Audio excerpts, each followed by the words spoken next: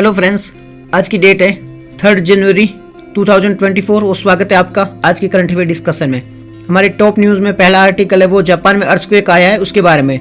Japan में अभी earthquake देखने को मिला है जिसकी वजह से वहाँ पर काफ़ी नुकसान हुआ है और अर्थक्वेक के साथ साथ वहाँ पर सुनामी भी देखने को मिली है। जापान है वो दरअसल पैसिफिक रिंग ऑफ फायर का पार्ट है और आप सब जानते ही होंगे कि जो पैसिफिक रिंग ऑफ फायर है ना, वहाँ पर अर्थक्वेक है, वोल्केनिक एक्टिविटीज़ है, वो समय समय पर आती रहती है। तो अभी जापान भी उसका पार्ट है, तो वहाँ पर भी इस प्रकार की घटना देखने को मिलती है। इसी का परिणाम ये हुआ कि वहाँ पर जापान में अभी अर्थक्वेक देखने को मिला है। जापान के जो प्राइम मिनिस्टर है उन्होंने आह्वान किया है कि जो पब्लिक है वो डेंजर जोन के आसपास रहती है वो वहाँ से दूर चली जाए। इसके साथ में दूसरा जो न्यूज़ है टॉप न्यूज़ में वो है इसरो ने एक्सपोसैट लॉन्च किया था कुछ टाइम पहले, वो अभी ऑर्बिट में प्रवेश कर चुका है। आपने सुना ही होगा न्यूज़ में कुछ टाइम पहले, ये अपने आर्टिकल में भी था कि एक्सपोसैट इसरो द्वारा लॉन्च किया गया था, वो अभी ऑर्बिट में प्रवेश कर चुका है। अब इसमें क्या होगा, इसके माध्यम से इसरो है वो ब्लैक होल की स्टडी करेगा। दरअसल ये जो होती है ना एस्ट्रोनॉमिकल बॉडीज होती है, एस्ट्रोनॉमिकल सोर्सेस होते हैं, उनके अध्ययन के लिए कोई पर्टिकुलरली ऐसा कुछ लॉन्च नहीं किया जाता है किसी देश के द्वारा। बट सबसे पहले यूएस ने ऐसा व्हीकल लॉन्च किया था जो कि जो एस्ट्रोनॉमिकल सोर्सेस होते हैं ना उनका अध्ययन करता था। बट अभी इसरो है वो उसने भी इस प्रकार का लॉन्च किया है जो एस्ट्रोनॉमिकल सोर्सेज का अध्ययन करेगा। तो भारत है वो सेकंड देश बन गया है, यूएस के बाद में भारत ऐसा करने वाला सेकंड देश बन चुका है जो कि एस्ट्रोनॉमिकल सोर्सेज का अध्ययन करेगा। ठीक है, जैसे कि ब्लैक होल की स्टडी करना। इसके बाद में चलते हमारे पहले आर्टिकल की ओर। तो हमारा पहला आर्टिकल है डेजर्ट साइक्लोन के बारे में। इंडिया और यूएई के बीच में एक मिलिट्री एक्सरसाइज होने वाली है जिसका नाम है डेजर्ट साइक्लोन। ये अभी 2024 में होगी।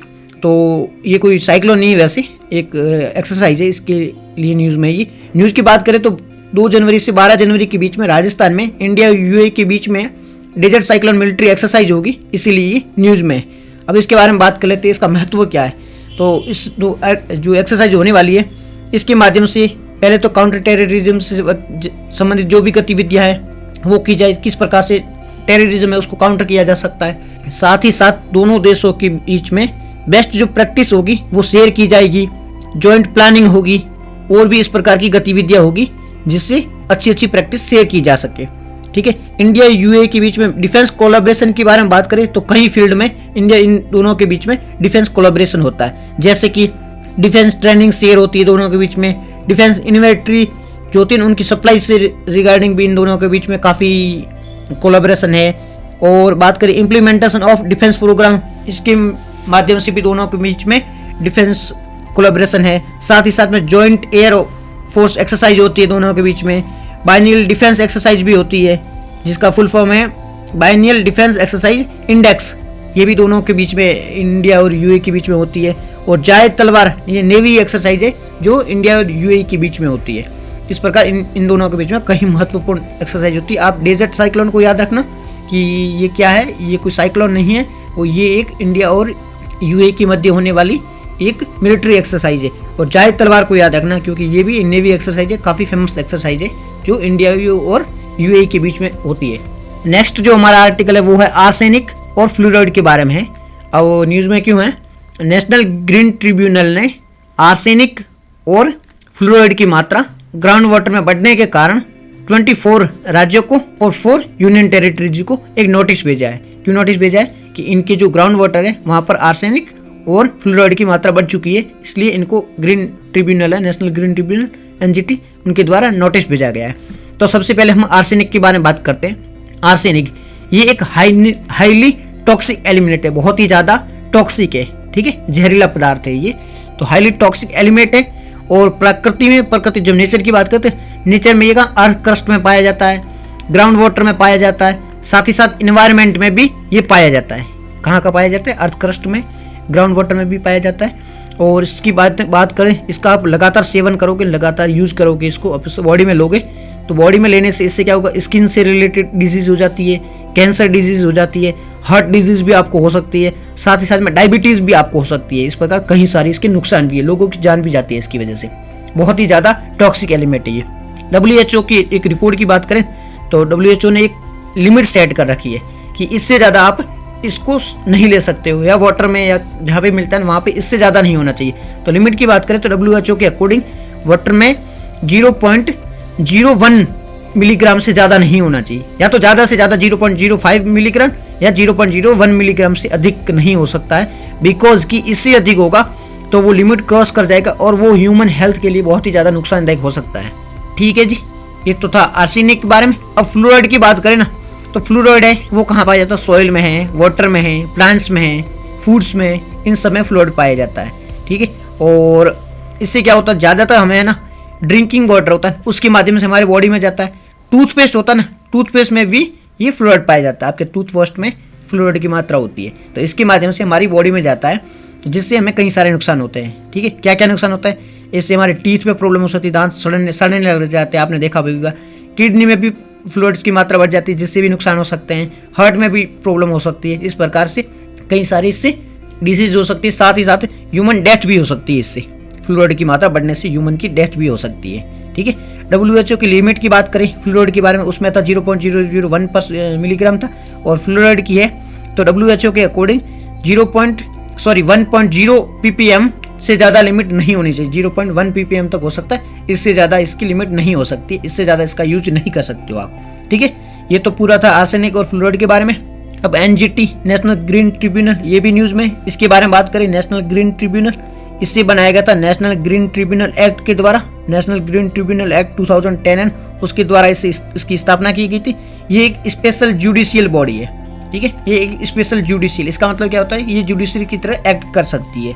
ठीक है, इसका प्राइमरी पर्पज क्या है? प्राइमरी पर्पज की बात करें, प्राथमिक उद्देश्य की, तो ये इन्वायरमेंटल जो इश्यूज है और जो डिस्प्यूट है उसके मामलों को देखता है। इन्वायरमेंट से संबंधित कोई प्रॉब्लम आ गई है, कुछ डिस्प्यूट आ गया, तो उसकी रेजुलेशन से संबंधित, उसको समाधान करने से संबंधित मामले देखती है। ठीक है, इसके अलावा ये जो इन्वायरमेंट लॉ होती है उसको लागू करवाने का काम करती है। साथ ही साथ जो नेचुरल रिसोर्सेस होते हैं ना, उसके कंजर्वेशन से संबंधित भी काम करती है। जो इन्वायरमेंट पॉल्यूशन हो रहा है उसको रोकने का भी कार्य करती है। इस प्रकार की इसके ये सेकेंडरी फंक्शंस है। इन्वायरमेंट लॉ है, उसको लागू करवाना, इंप्लीमेंट करवाना है, नेचुरल रिसोर्सेज को कंजर्वेशन करवाना है, उसको कंजर्व करना है, इन्वायरमेंट जो पॉल्यूट हो रहा है उसको रोकना है, ये इसके सेकेंडरी फंक्शंस है।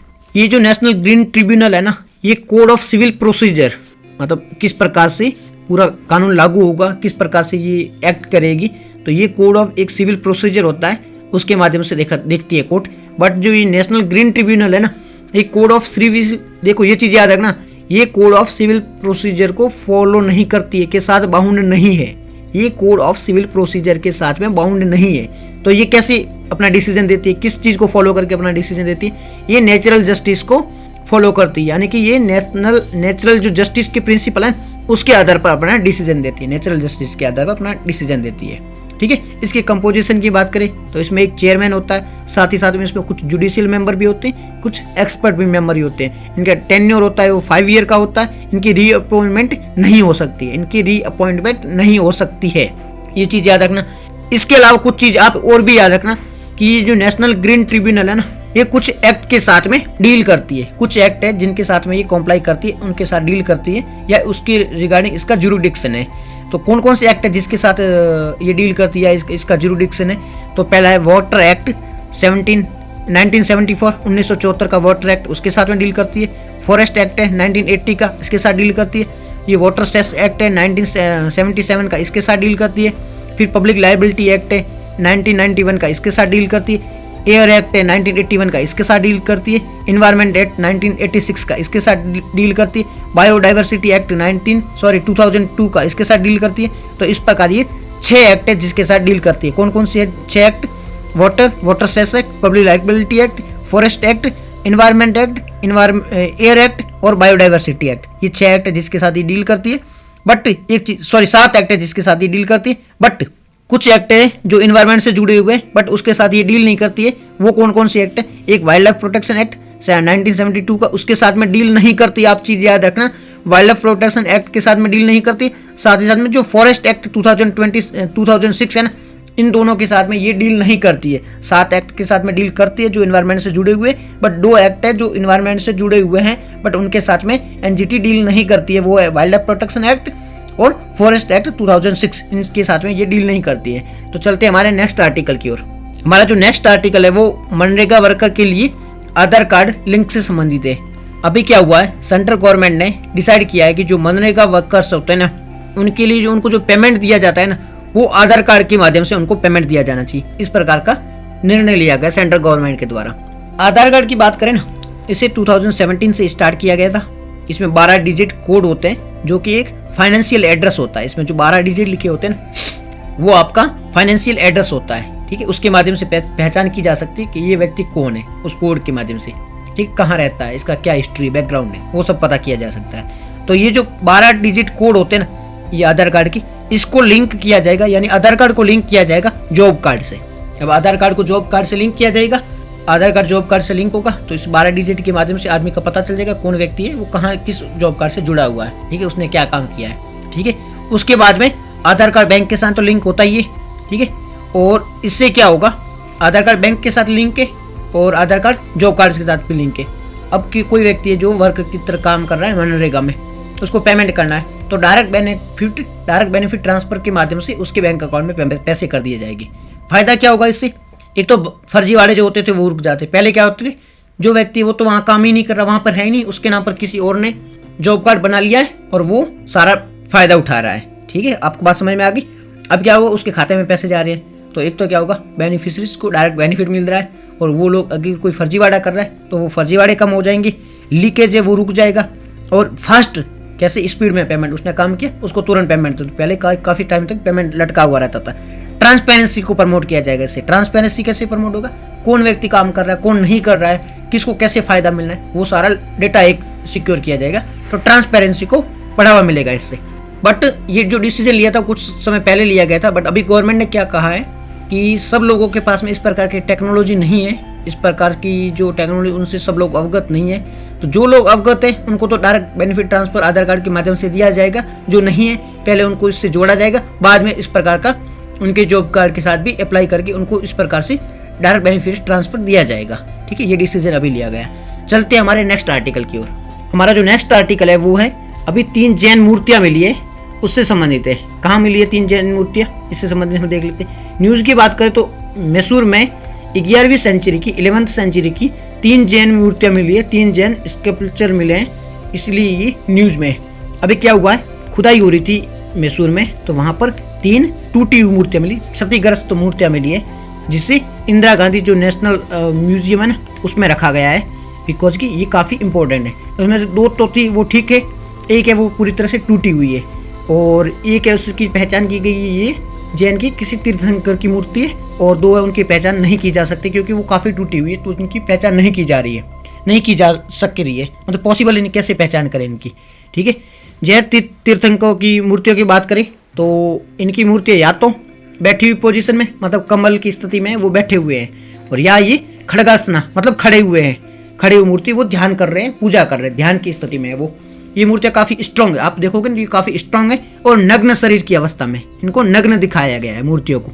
सबसे ज़्यादा जो मूर्तियाँ वो खड़ी हुई स्थिति में दिखाई गई है। जैन की ज़्यादा मूर्तियाँ देखोगे तो आपको बैठी हुई मूर्तियाँ बहुत कम मिलेगी, खड़ी हुई पोजीशन में मूर्तियाँ बहुत ज़्यादा मिलेगी, और शरीर होगा वो नग्न होगा, मूर्तियों में शरीर को नग्न दिखाया गया है। ठीक है, एग्जाम्पल की बात करें, स्वर्ण बेलगोला के बारे में आपने सभी ने सुना होगा, जहाँ पर बाहुबली की मूर्ति है, बाहुबली जो जैन तीर्थंकर है इनकी मूर्ति है, वो स्वर्ण बेलगोला में ये मूर्ति 57 फीट की है, जो बहुत ही बड़ी मूर्ति है, सिर्फ 57 फीट की है, और ये गोमतेश्वर में है। ठीक है, स्वर्ण बेलगोला जो बाहुबली की मूर्ति है 57 फीट की ऊंची है मूर्ति, और ये गोमतेश्वर में स्थित है।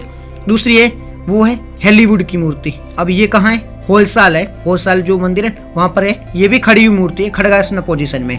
ठीक है, कर्नाटक में ये जैन मंदिर इतने क्यों हैं, कर्नाटक में इतनी मूर्तियाँ मिलती है, कर्नाटक में इतना पसार क्यों होता है जैन जो धर्म है, क्योंकि जो स्टार्टिंग है वो तो नॉर्थ इंडिया से हुई थी, तो साउथ में कैसे फैला। तो जो 3rd बिफोर कॉमन एरा है, 3rd BCE में भद्रबाहु है, ये जैन के एक तीर्थंकर थे भद्रबाहु, वो चंद्रगुप्त मौर्य के साथ में, बिकॉज कि इनको लगा कि यहाँ पे बहुत बड़ा फेमाइन आ सकता है, तो भूखमरी आ सकती, तो इसलिए वो अपने जो भी शिष्य थे ना चंद्रगुप्त मौर्य के सहित जो भी इनके शिष्य थे उनको साथ लेकर वो साउथ की ओर चले गए। तो साउथ की ओर वो गए थे, कर्नाटक में एक हिल है चंद्रगिरी पर्वत, वहाँ पर पहुँच गए, और वहाँ पर रह के उन्होंने अपना धर्म फैलाया, और मौर्य जो जैन धर्म है उनके बारे में इन्होंने प्रचार किया। साथ ही साथ में वो वहाँ पर रुके, तो उनको लगा उनका देहांत हो सकता है, तो वहाँ पर उन्होंने संलग्ना जो प्रैक्टिस है वो स्टार्ट कर दी गई। संलग्ना प्रैक्टिस क्या होती है, इसमें लंबे समय तक उपवास रखा जाता है, व्रत रखा जाता है, लंबे समय तक खाना नहीं खाया जाता है, जिससे जब तक उनकी डेथ नहीं हो जाती तब तक खाना नहीं खाया जाता है। तो संलेखना प्रैक्टिस को अपनाया, जिससे काफ़ी समय बाद इनकी डेथ हो गई थी और वो चंद्रगिरी हिल है वहाँ पर इनकी डेथ हो गई थी। तो चंद्रगुप्त मौर्य थे ना, उन्होंने भी संलेखना प्रैक्टिस को अपनाया था और उनका भी देहांत हुआ था, वो संलेखना प्रैक्टिस से हुआ था, क्योंकि वहाँ पर उन्होंने इस प्रकार की प्रैक्टिस अपनाई थी और इस जैन धर्म का प्रचार प्रसार भी किया था। तो वहाँ पर काफ़ी मात्रा में जैन मंदिर देखने को मिलती है, जैन मूर्तियाँ देखने को मिलती है। कर्नाटक के रीजन में बहुत ही ज़्यादा जैन धर्म प्रिवेलेंट है। ठीक है, चलते हैं हमारे नेक्स्ट आर्टिकल की ओर। हमारा नेक्स्ट आर्टिकल है वो लीची कल्टीवेशन है ना, उसके एक्सपेंडेशन से संबंधित है। न्यूज में क्यों है, मुजफ्फरनगर में ये लीची कल्टीवेशन का एक केंद्र है, वो वहाँ पर स्थित है। तो उसके द्वारा लीची जो कल्टीवेशन है उसको एक्सपेंड करने के लिए किसानों को ट्रेनिंग दी जा रही है। खास वैसे न्यूज़ तो इम्पोर्टेंट है नहीं, बट क्यों है, क्योंकि एक वहाँ पर इनका सेंटर है, वो फार्मर को ट्रेनिंग दे रहा है, फार्मर को कि किस प्रकार से लीची का जो कल्टीवेशन है उसे किया जा सकता है, इसलिए वहाँ पर उनको ट्रेनिंग देने का काम कर रहे हैं। लीची की बात करें तो लीची है वो भारत का फ्रूट नहीं है, ये सर्वप्रथम चाइना में उगाया जाता था। तो इसकी ओरिजिन है वो चाइनीज ओरिजिन है, साउथ चाइना में ये उगाया जाता था। और इसको कंडीशन क्या क्या चाहिए, लीची जो फ्रूट है उसको उगाने के लिए क्या क्या कंडीशन चाहिए। कंडीशन की बात करें तो ये फॉरेस्ट फ्री, इनको विंटर की आवश्यकता होती है और साथ में समर होती है, वहाँ पर ज़्यादा तेज़ धूप ना हो और ये भी ज़्यादा धूप भी ना हो। सो फॉरेस्ट फ्री विंटर हो और तेज़ धूप ना हो, वहाँ पर ये उगाया जाता है। और साथ ही साथ बात करें रीजन की और क्लाइमेट रीजन की, तो यहाँ पर मॉइस्ट सब ट्रॉपिकल क्लाइमेट की आवश्यकता होती है। मॉइस्ट सब ट्रॉपिकल यानी आर्द्र सब ट्रॉपिकल क्लाइमेट की आवश्यकता होती है। और ये जो उगाया जाता है ना, काफ़ी ज़्यादा ऊंचाई पर आप इसे नहीं उगा सकते हो, मैक्सिमम 800 मीटर की ऊंचाई तक इसको उगा सकते हो। और बेस्ट कल्टीवेशन के लिए इसको मध्यम ऊंचाई जो होती है ना, वहाँ पर इसको उगा सकते हो। सी लेवल से 800 मीटर तक की ऊंचाई तक आप इसे उगा सकते हो, बट जो मीडियम ऊंचाई होती है वहाँ पर ये काफ़ी अच्छे से ग्रो करता है। टेम्परेचर की बात करें तो 40 डिग्री, समर में 40 डिग्री से ज़्यादा टेम्परेचर नहीं होना चाहिए, 40 डिग्री से ज़्यादा नहीं होना चाहिए। और विंटर में फ्रीजिंग पॉइंट होता है ना, उससे नीचे का टेम्परेचर नहीं हो, तो इसके लिए बेस्ट ग्रोइंग पीरियड हो सकता है, या बेस्ट ये ग्रोइंग के लिए बेस्ट सीजन माना जाएगा। ठीक है, सॉइल की बात करें तो यहाँ लोमी सॉइल और एसिडिक सॉइल इसके लिए बेस्ट मानी जाती है। अगर कहीं पर लोमी सॉइल है और एसिडिक सॉइल है तो वो इसके लिए बेस्ट मानी जाती है। किन किन राज्यों में ये लीची का फ्रूट्स है वो उगाया जाता है, तो ये है हिमालयन फुटहिल के जो रीजन है ना, जो भी हिमालयन की फुटहिल में जो राज्य है वहाँ पर ये ज़्यादातर मात्रा में इस लीची की खेती होती है। जैसे कि उत्तराखंड है, बिहार है, वेस्ट बंगाल है, झारखंड है, यहाँ पर लीची की खेती बहुत ही ज़्यादा होती है। और सबसे ज़्यादा जो 40% लीची की खेती है वो बिहार में होती है। बिहार में काफ़ी पॉपुलर फ्रूट्स है ये लीची। ठीक है, इसके अलावा बिहार के अलावा वेस्ट बंगाल में भी 12% होता है और झारखंड में भी इसकी खेती प्रिविलेंट होती है। काफ़ी इसके ज़्यादा कल्टीवेशन बिहार, वेस्ट बंगाल और झारखंड में होता है। वर्ल्ड वाइड बात करें, वर्ल्ड वाइड में फर्स्ट नंबर पर चीन है, जहाँ पर सबसे ज़्यादा इसकी खेती होती है, कल्टीवेशन होता है। सेकंड नंबर पर इंडिया है, थाईलैंड में भी इसकी कुछ मात्रा में कल्टीवेशन होता है, बाकी सारे कहीं भी देश है वहाँ पर भी होती है। ठीक है, तो चीन को याद रखना फर्स्ट, सेकंड इंडिया है। अब एक बार हम mission for integrated development of horticulture MIDH के बारे में देख लेते हैं। तो MIDH है एक सेंट्रली स्पॉन्सर्ड स्कीम है, इसमें सेंट्रल गवर्नमेंट इसे स्पॉन्सर करती है, सेंट्रली स्पॉन्सर्ड स्कीम है। और इसका काम क्या है, ये हॉर्टिकल्चर सेक्टर है ना उसको ग्रो करने का, उसे डेवलप करने का, उसे बढ़ाने का काम करती है। हॉर्टिकल्चर यानी बागवानी सेक्टर है ना, उसे बढ़ाने का ये काम करती है। इसमें बागवानी कल्चर में क्या क्या होता है, बागवानी जो भी खेती है उसमें क्या क्या होता है, फ्रूट्स है, वेजिटेबल है, मशरूम है, और जो स्पाइस मसाले होते हैं उनको भी इंक्लूड किया जाता है, फ्लावर्स को इंक्लूड किया जाता है। साथ ही साथ में जो कोकोनट है, बम्बू है, ये सभी हॉर्टिकल्चर में शामिल है। ठीक है, इनको बढ़ाने का काम करता है ये जो MIDH mission for integrated development of horticulture, इसका काम यही है। साथ ही साथ में एक नेशनल हॉर्टिकल्चर मिशन है जो कि MIDH, जो अपने बात करते हैं mission for integrated development horticulture MIDH, इसके अंतर्गत एक सब स्कीम है जिसका नाम है नेशनल हॉर्टिकल्चर स्कीम है, या नेशनल हॉर्टिकल्चर मिशन इसका नाम है, जो कि सब स्कीम है मिड्स के अंतर्गत, MIDH के अंतर्गत। इसको लागू कौन करता है, जो MIDH है ना उसके अंतर्गत सब स्कीम है जिसका नाम है नेशनल हॉर्टिकल्चर मिशन, इसको लागू करता है नेशनल हॉर्टिकल्चर बोर्ड है, वो इसे लागू करने का काम करता है। और ये इसका काम क्या है, क्या करता है ये नेशनल हॉर्टिकल्चर मिशन है, ये क्या काम करता है, बिकॉज कि ये सब स्कीमें national mission for integrated development of horticulture MIDH के अंतर्गत ये सब स्कीम है नेशनल हॉर्टिकल्चर मिशन। तो काम क्या करेगा, ये काम की बात करें तो ये भी वही काम करेगा जो हॉर्टिकल्चर सेक्टर है उसे बढ़ाने का काम करेगा। ठीक है, इसमें जो पैसे दिए जाएंगे तो 85% है वो सेंट्रल गवर्नमेंट के द्वारा फंड दिया जाएगा, 15% है वो स्टेट के द्वारा फंड दिया जाएगा। एक बार नेशनल हॉर्टिकल्चर बोर्ड के बारे में भी देख लेते हैं। इसे 1984 में स्थापित किया गया था, 1984 में इसे स्थापित किया गया था। ये एग्रीकल्चर मिनिस्ट्री के अंतर्गत या एग्रीकल्चर मिनिस्ट्री द्वारा इसे स्थापित किया गया था। ये एक ऑटोनोमस ऑर्गेनाइजेशन है, यानी स्वायत्त बॉडी है, ऑटोनोमस ऑर्गेनाइजेशन के रूप में कार्य करता है। इसे सोसाइटी एक्ट के अंतर्गत इसे रजिस्टर किया गया था, अर्थात ये एक सोसाइटी की तरह कार्य करता है। इसका हेडक्वार्टर कहाँ है? गुरुग्राम में इसका हेडक्वार्टर है।